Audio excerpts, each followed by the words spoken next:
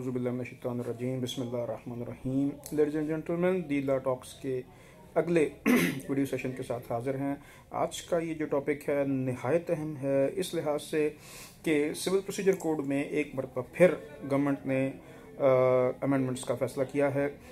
इससे पहले 2020 में जो amendments honourable Lahore high court की जो रूल्स में की गई थी ऑर्डर्स में, और जो गवर्नमेंट ऑफ पंजाब ने सेक्शंस में जो अमेंडमेंट्स की थी वो नाफिजुल अमल हैं, और मैं समझता हूँ कि बड़ी मुश्किल से अब तक जो है वो सिस्टम जो है वो सीधा हुआ था, और लोगों को, वकला को या कोर्ट्स को कुछ समझ आना शुरू हुई थी कि ये सिस्टम क्या है कि यक बयक 2021 में जो है वो एक ऑर्डिनेंस के ज़रिए से प्रोसीजरल लॉ में तब्दीली की गई है, जो कि एक नहायत ही एक गैर मामूली अमर है, क्योंकि प्रोसीजरल लॉ में तब्दीली जो है वो डेफिनेटली ऑर्डिनेंस के ज़रिए से जो है वो बहुत ही कम की जाती है। बहरकैफ हम आज इसके जो चीदा जो फीचर्स हैं उसको डिस्कस करेंगे। ये बात जहन में रखिए कि बहुत ड्रास्टिक चेंजेस जो है वो लेके आया है अपने साथ, बहुत ही गैर मामूली तब्दीलियाँ कि जो इससे पहले सिस्टम में मौजूद नहीं थी। तो सबसे पहले जानते हैं कि पेक्यूनियरी जुरिस्डिक्शन जो है उसको इसने तब्दील करके रख दिया है। सिविल कोर्ट्स ऑर्डिनेंस में इससे पहले जो सिविल जज क्लास 1 होता था उसकी जो जुरिस्डिक्शन होती थी वो लामहदूद होती थी, अनलिमिटेड जुरिस्डिक्शन का लफ्ज़ इस्तेमाल किया गया था उसके लिए। लेकिन इसमें अब सिविल जज क्लास 1 और डिस्ट्रिक्ट एंड सेशन जज दोनों की जुरिस्डिक्शन जो है उसको वाजे किया है। देखिए, सिविल जज क्लास 1 जो है वो बिलो 50 मिलियन की सब्जेक्ट मैटर का केस सुनेगा, और जो डिस्ट्रिक्ट जज होगा वो अबव द 50 मिलियन जो होगा उसका केस वो सुनेगा। अच्छा, अब इसमें क्या है, फिर जो तब्दीली आई है वो इंस्टीट्यूशन ऑफ सूट्स में आई है, थ्रू प्लेंट और अदरवाइज। प्लेंट और अदरवाइज के जरिए से जो होगा वो सूट जो है फाइल किया जाएगा। अच्छा, अब इसमें दूसरी जो कोर्ट की जिम्मेदारी रखी गई है कि कोर्ट खुद को सेटिस्फाई करेगी इस केस को, जब वो प्लेंट उसके सामने आएगी कि ये केस चलना चाहिए या नहीं चलना चाहिए, जुरिस्डिक्शन पर, केस लिमिटेशन पर, इन सारी चीज़ों पर। और अगर वो इसको समझती है कि नहीं चलना चाहिए तो अपनी रीजंस को रिकॉर्ड करेगी।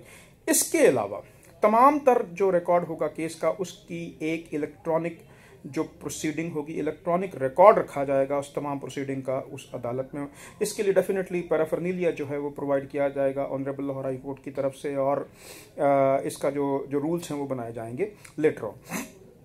अगर ये ऑर्डिनेंस जो है वो असम्बली से पास हुआ और कानून का हिस्सा मुस्तकिल तौर पर बन गया बसूरत एक्ट, तब अदरवाइज इसकी ज़ाहिर मुद्दत 4 माह है। अब 4 माह के अंदर, 4 माह के बाद इसकी क्या सूरत हाल बनती है ये तो टाइम ही बता सकेगा। आगे चलते हैं। अच्छा जी, फिर यह है जी जनाब 26A, सेक्शन 26A जो है उसमें रिटन स्टेटमेंट और प्रपोज इश्यूज के बारे में बात की गई है। अब यहाँ पे पहले था जो हाजिरी होगी अदालत में किसी डिफेंडेंट की, तब से उसका टाइम शुरू होगा 30 दिन का, जिसके अंदर वो रिटन स्टेटमेंट फाइल कर सकता है। यहाँ इस मर्तबा उन्होंने कहा है कि जब से उसकी सर्विस हो जाएगी, यानी जब कोर्ट इस बाबत खुद को ये बावर करा लेगी कि उसकी सर्विस जो है वो मुकम्मल हो चुकी है और उसको पता चल चुका है कि उसके अगेंस्ट जो है वो दावा दायर हो चुका है, तो तब से 30 दिन है।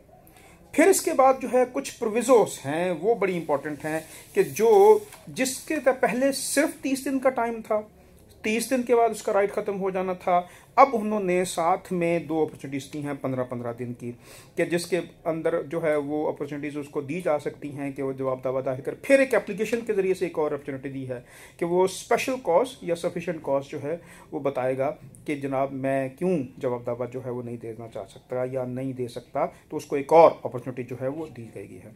फिर सेक्शन 26B है जो है, क्या होगा कि जो प्लेंटिफ है उसने 7 दिन के अंदर अंदर जो है प्लेंटिफ शैल फाइल प्रपोज्ड इश्यूज, 7 दिन के अंदर अंदर उसने अपने प्रपोज इश्यूज फाइल करने हैं खुद प्लेंटिफ ने कोर्ट में।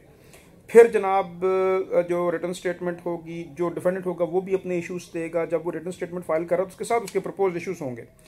फिर ये है कि जी कोर्ट ने 26C जो नया ऐड हुआ 26C के मुताबिक उसने 90 दिन के अंदर अंदर जो है वो फ्रेम किए जाने हैं इश्यूज। फिर है कि जो कोर्ट है वो दोनों इश्यूज को देखेगी और उसके अलावा अपने अपने इश्यूज को प्रपोज करने की भी उसके पास ताकत मौजूद है। अच्छा, एग्रीमेंट पार्टी जो है वो 7 दिन के अंदर अंदर एप्लीकेशन दे सकती है उस प्रपोज इश्यूज जो इश्यूज कोर्ट ने फ्रेम किए हैं उसके बाद, कि अगर उसको कोई ऑब्जेक्शन है तो। अच्छा 15 दिन के अंदर कोर्ट ने ऑर्डर करना है कि वो लिस्ट ऑफ विटनेसेस जो हैं वो फाइल की जाएं दोनों साइडों से।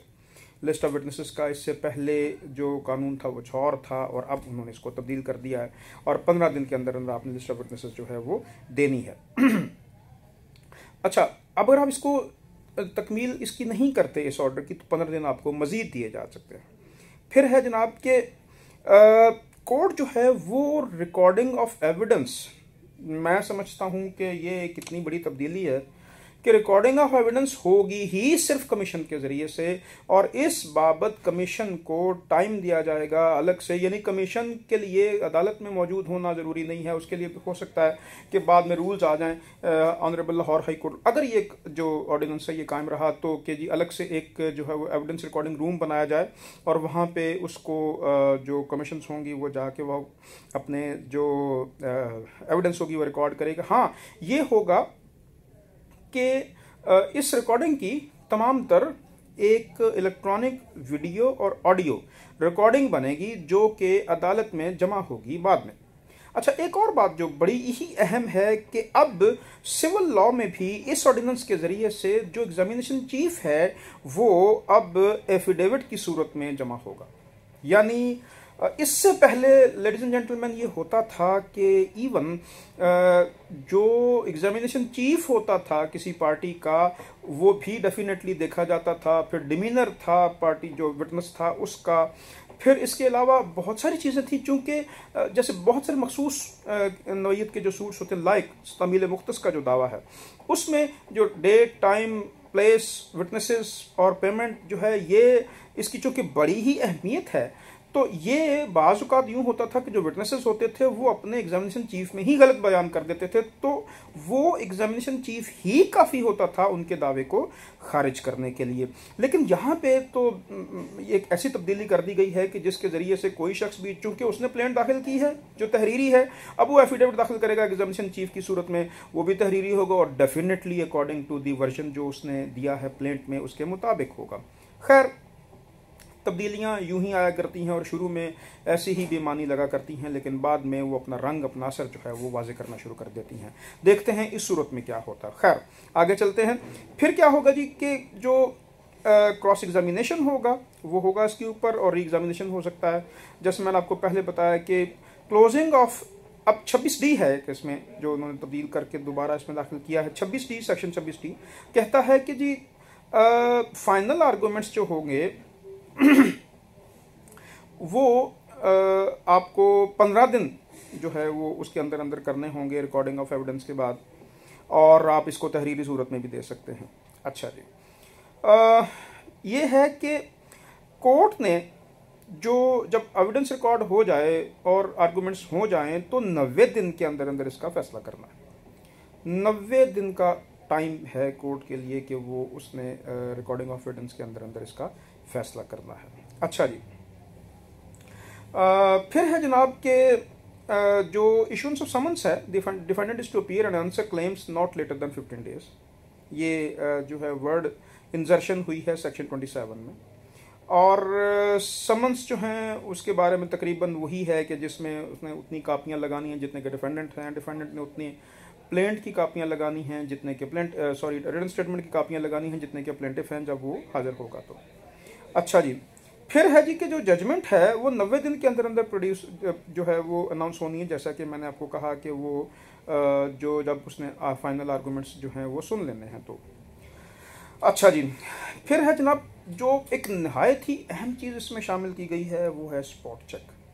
स्पॉट चेक पहले किसी न किसी सूरत में हिस्सा थी, हम जानते हैं कि CPC में प्रोविज़न थी, जो एल कमीशन होता था वो जाता था और जाके मौके का मुआयना करता था, ये वही स्पॉट चेकिंग है। लेकिन इसमें अब इस मरतबा जो चीज़ एंटर की गई है वो कि वो इवन जो प्रिजाइडिंग ऑफिसर है वो खुद भी स्पॉट चेकिंग कर सकते हैं। इससे पहले ये जो प्रोविजन थी ये यूं नहीं थी। ये आप जो कोर्ट होती थी वो किसी भी वकील को, किसी सरकारी एहलकार को जो है मुतय्यन करती थी अपना नुमाइंदा कि वो जाके बतौर अहले कमीशन मौके का मुआयना करे और वहाँ अपनी रिपोर्ट दे। लेकिन यहाँ तो जो है उन्होंने अब कह दिया है कि इवन कोर्ट खुद जो है वो इसकी स्पॉट चेकिंग कर सकती है। अच्छा, अब कहा है जो अगली बात जिसके ऊपर आजकल बहुत शोर गागा हो रहा है पूरे पंजाब में, जहाँ पे ये नाफिजुल अमल हुआ है वहाँ पे कि जनाब जो अपील होगी वो हाई कोर्ट में हो सकेगी, इवन पहली अपील। इसके बारे में क्या कहता है ये सब्स्टिट्यूशन ऑफ सेक्शन 96 है। इसको उन्होंने सब्स्टिट्यूट किया है यूं, मैं आपके सामने पढ़ता हूं क्योंकि ये बड़ा ही अहम है। An appeal shall lie to the high court within 30 days from final judgement which is to be decided within 90 days। यानी अगर इवन सिविल जज ने भी जो फैसला किया उसकी अपील भी हाई कोर्ट में होगी, सेशन कोर्ट या डिस्ट्रिक्ट कोर्ट में सॉरी नहीं हो सकती। और फिर ओमिशन कर दिया किसका, सेक्शन 100 का, 101 का, 102 का और 103 का, meaning thereby no second appeal will lie. अच्छा जी, यानी दूसरी कोई सेकंड अपील आप नहीं कर सकते, उसी एक अपील पर आपको इक्तफा करना पड़ेगा। अच्छा जी, appeal against orders under the code shall lie to the court directly from the subordinate court. यानी कहाँ, हाई कोर्ट। इवन जो आपके जो ऑर्डर्स हैं वो आप डायरेक्टली उनको चैलेंज करेंगे हाई कोर्ट में। फिर है जी revision of 111, omission of section 111B। Omission of 111 जो है वो बी आपके सामने है। रिवीजन, अच्छा अब रिवीजन के बारे में क्या है, revision to be filed before high court within 30 days, high court में, ऑन एन ऑब्वियस जो है misapprehension of the law of detect and jurisdiction against order under section 104। Substitution हुई है इसमें सेक्शन 115 की। अच्छा जी, अब ये जो चीज़ें हैं ये, अच्छा एक और बड़ी इंपॉर्टेंट बात कि ये जो इंटरम जो प्रोसीडिंग होती हैं, जो इंसिडेंटल प्रोसीडिंग्स हैं या जो इंट्रोडक्टरी प्रोसीडिंग्स हैं, इसकी एक अलग फाइल बनेगी जो कि मेन फाइल से अलग होगी। मेन फाइल के लिए कोर्ट जो मेन फाइल के लिए तखसीस की गई है वही कोर्ट सुनेगी, और जो इंटरम जो प्रोसीडिंग है यानी जो कि इंट्रोडक्टरी प्रोसीडिंग है उसके लिए जो कोर्ट मखसूस की गई है वो उसकी प्रोसीडिंग सुनेगी। यानी यूं नहीं होगा कि से इंटरम जो स्टे है, से अगर एप्लीकेशन फॉर टेम्परेरी इंजंक्शन है उसकी आर्गूमेंट्स चल रहे हैं तो उसके ऊपर चलते हुए जो बाकी कोर्ट की जो बाकी केस की जो प्रोसीडिंग है वो रुक जाएगी। ऐसा नहीं है। अब यूं होगा कि जो प्रोसीडिंग होगी उसकी टेम्परेरी इंजंक्शन की एप्लीकेशन की वो अलग से चलती रहेगी एक कोर्ट में, ताकि उसका असर मेन सूट के ऊपर ना पड़े। और ये थी जो बुनियादी बातें, जो बुनियादी चीज़ें जो कि बहुत ही चीदा अंदाज में मैंने आपके सामने पेश की हैं। इसके लिए आपको ये जो ऑर्डिनेंस है ये तफसीलन पढ़ना चाहिए, और अगर कोई सवाल आपके जहन में उठता है तो आप यकीनन मुझसे पूछ सकते हैं। मैं एक नए टॉपिक के लिए तब तक के लिए आपके लिए इजाज़त चाहता हूँ। अल्लाह हाफिज़।